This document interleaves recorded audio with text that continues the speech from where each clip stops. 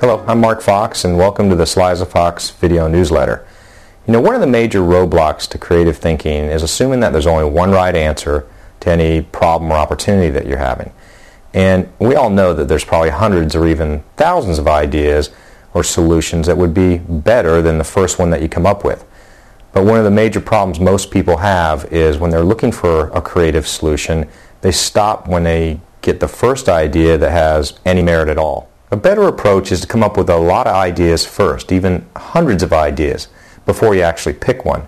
Because the best way to get a great idea is to get a lot of ideas to choose from. I had this guy, a student in my class once, ask, now, why would I waste my time coming up with a whole bunch of answers if I've already got a solution that'll work? I explained it to him this way. I said, if you were looking for a date, would you rather have 3 girls to pick from or 300? Then the light bulb went off in his head.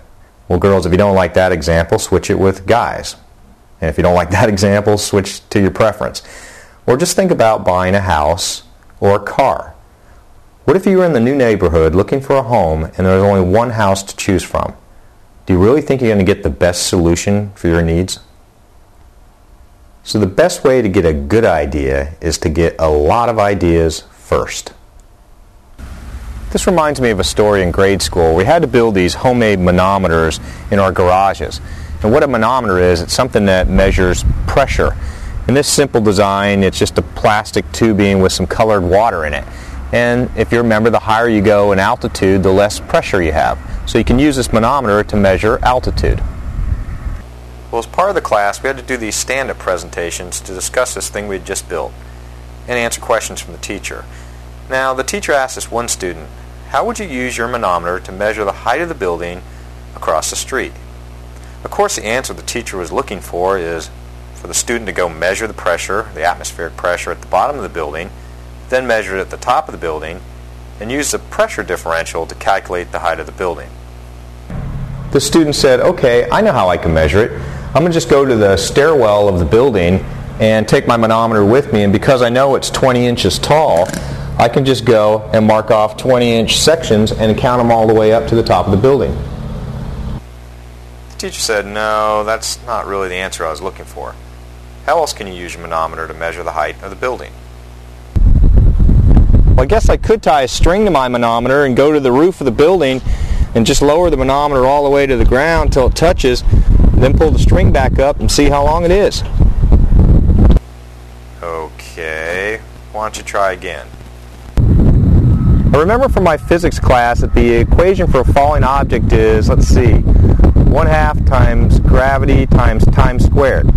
So I guess I could just throw the manometer off the roof and time how long it takes to smash on the ground and then solve the equation for the height of the building. Alright, how about if I take it and stand it vertically next to the building, and I know it's 20 inches tall, I can measure the length of its shadow and then measure the length of the building shadow and ratio the two. That way I could find out how tall the building is.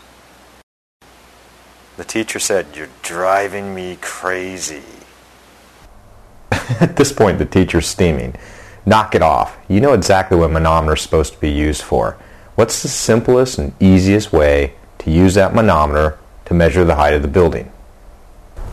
Okay, the simplest and easiest way to use this manometer to figure out how tall this building is would be just to walk into the superintendent's office and say, hey, I built this really cool manometer. I'll give it to you if you tell me how tall the building is. So just remember, one big roadblock to creative thinking is assuming that there's only one right answer. The best way to get a great idea is to get a lot of ideas first. Thanks again for joining me on the Sliza Fox video newsletter. Catch you next time.